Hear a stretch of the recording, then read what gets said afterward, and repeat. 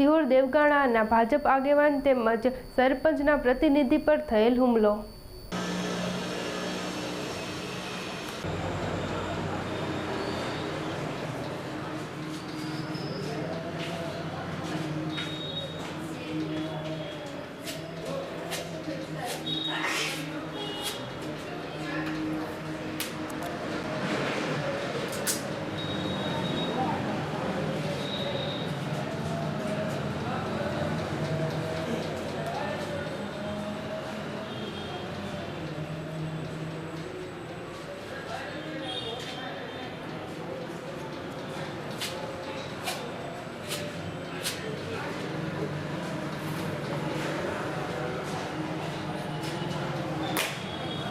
સાહેબ આપણા પરિચય આપણે શું તમે સરપંચ સરપંચો હુમલો થયો ચર્ચા છે હકીકત શું થયું છે?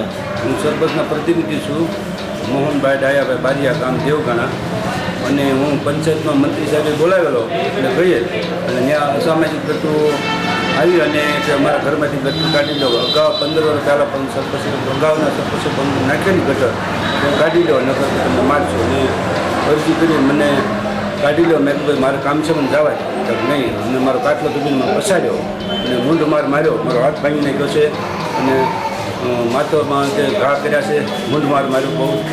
અને આ દાદાગીરી હું ભાજપનો છેલ્લા 5-20 વર્ષથી ભાજપનો સક્રિય કાર્યકર છું ભાજપનો, અને મારા ઘરના 2 વખત તાલુકા પંચાયતમાં રહી ગયા છે, આ બીજી વખત સરપંચમાં છે। અને આ અસામાજિક તત્વો ખોટી દાદાગીરી કરી મને કઈ રીતે ખોટી રીતે હેરાન કરવો એ આ પ્રવૃત્તિ આ લોકો કરી રહ્યા છે। એટલે ક્યાં કારણો છે તમને હુમલો થયો છે? એ લોકો કે અમારા ઘરમાં ગટર નાખેલી છે, પંચાયતી કાઢી લો। મેં કીધું ભાઈ તમારી જગ્યા નથી, જગ્યા તો મેં કીધું નવું પણ હતું કે ત્યાં, અને ત્યાં ગટર નાખેલી છે અને તમે તમારા મંત્રી સાહેબ એમ કીધું ભાઈ તમે તમારી જગ્યા પહેલાં જગ્યા બતાવો તમારી કઈ છે।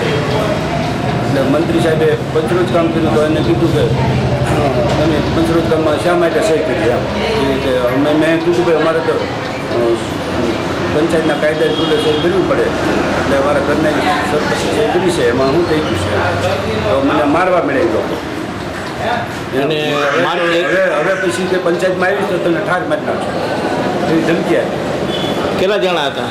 2 જણા। નામ આવડે છે તમને? હા હા બોલો।